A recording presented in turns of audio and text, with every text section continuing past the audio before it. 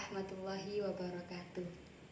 Ibu-ibu dan bapak-bapak yang saya hormati, sekarang kita akan belajar tentang deteksi dini kekerasan seksual pada anak. Ibu-ibu dan bapak-bapak, kekerasan seksual yang terjadi pada anak tentunya akan meninggalkan trauma yang mendalam bagi anak. Nah, kita sebagai orang tua harus paham, harus bisa mendeteksi tanda-tanda atau sinyal-sinyal yang diberikan anak kepada kita. Nah, sekarang ibu-ibu akan saya berikan kertas-kertas kecil ini, nggih. Saya bagikan nggih teman-teman nggih, sampun. Ibu-ibu sudah menerima potongan-potongan kertas tadi nggih? Sudah semua? Nah, sekarang tugas ibu adalah menempelkan potongan-potongan kertas yang jenengan bawa tadi, ditempelkan di sini Bu, ditempelkan sesuai gejala yang ada. Nah, di kertasnya jenengan itu apakah termasuk ke dalam gejala-gejala tanda psikis atau gejala-gejala tanda fisik atau gerakan-gerakan tak wajar. Nah, itu sesuaikan Bu nggih. Pun. 3. Ibu-ibu dan bapak-bapak, terima kasih atas partisipasinya. Nah, sekarang mari kita periksa bersama-sama apakah kertas kecil-kecil tadi yang sudah jenengan tempel sudah sesuai dengan gejalanya apa belum. Yang pertama, gejala atau tanda-tanda psikis ketika anak mengalami kekerasan seksual. Sulit konsentrasi dan mengerjakan tugas tidak selesai. Cocok ya Bu ya? Yang kedua, mengeluh tapi tidak bisa menjelaskan alasannya, seperti mules, pusing. Nah, ini sudah sesuai Bu nggih, ini adalah gejala atau tanda psikis. Yang ketiga, mengurung diri dan takut ditinggalkan. Benar Bu nggih? Yang terakhir, tiba-tiba jadi pendiam, gelisah dan cemas. Sudah sesuai Bu nggih? Sekarang kita pindah ke gejala atau tanda-tanda fisik.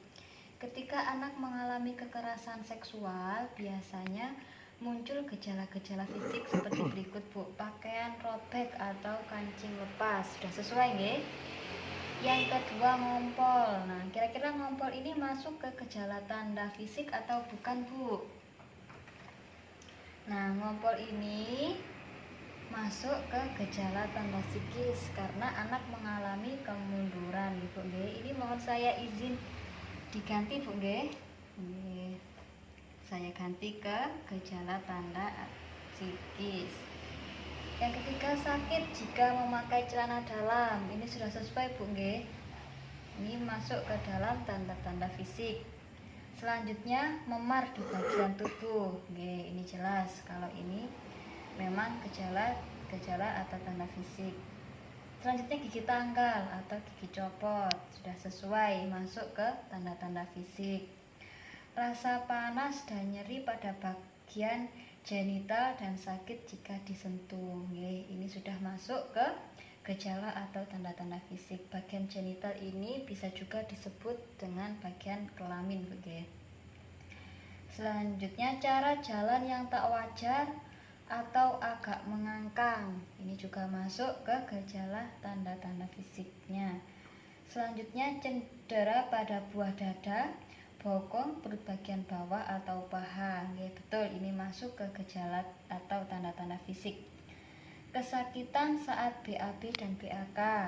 Sudah sesuai. Dan yang terakhir, ditemukan bekas bercak darah atau cairan di celana dalam anak. Kita lanjut ke gerakan-gerakan yang tak wajar Bu. Ini gerakan-gerakan yang tak wajar yang biasanya dilakukan oleh anak ketika dia setelah mengalami kekerasan seksual. Yang pertama, kedua tangan dan kaki menyimpul erat. Betul nggih. Selanjutnya, menghisap ibu jari. Nah, menghisap ibu jari ini masuk ke gejala atau tanda-tanda psikis karena ia mengalami kemunduran. Ini saya pindah Bu nggih. Selanjutnya, wajah pucat pasi nggih, masuk ke gerakan tak wajar. Tubuh menekuk masuk ke gerakan-gerakan tak wajar. Kepala tertunduk ke dalam, masuk gerakan-gerakan tak wajar. Mata berkedip-kedip, masuk gerakan-gerakan tak wajar. Dan yang terakhir, lutut tertekuk ke dalam, masuk ke gerakan-gerakan tak wajar. Terima kasih Bu. Tepuk hebat untuk kita semua Bu ya. Tepuk hebat. Hebat. Sekarang pertanyaannya, apa yang jenengan lakukan sebagai orang tua ketika mendapati anak-anaknya jenengan mengalami kekerasan seksual? Mungkin ada yang mau menjawab. Ibu-ibu yang duduk di belakang mungkin ada yang mau jawab. Oh, Ibu Satuna, nggih, monggo silakan. Gimana Bu jawabannya? Oh, nggih. Jadi Ibu langsung melaporkannya ke polisi nggih? Oh iya, terima kasih Ibu. Kita kasih tepuk keren nggih. Tepuk keren. Keren. Wow, keren. Selanjutnya ada pendapat yang lain. Oh, Ibu Ketua Kelompok nggih, silakan. Gimana Bu pendapatnya jenengan? Jadi kalau Ibu mendapati anak jenengan dilakukan kekerasan seksual, Ibu langsung marah nggih? Nggih, terima kasih atas jawabannya. Nggih. Saya simpulkan nggih, ketika anak kita mengalami kekerasan seksual, maka sebagai orang tua hal-hal yang harus kita lakukan adalah yang pertama, tidak panik dan tidak marah. Terus yang kedua, peluk anak Anda, peluk anak kita, sampaikan kepada anak kita bahwa tidak ada yang bisa menyakiti mereka dan kita siap untuk mendukung mereka, siap untuk melindungi mereka. Yang keempat, jadilah pendengar yang aktif.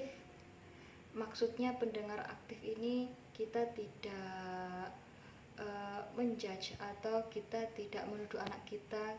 Dan yang terakhir, minta pertolongan pada ahli atau lembaga lainnya serta melaporkan pelaku ke polisi. Terima kasih.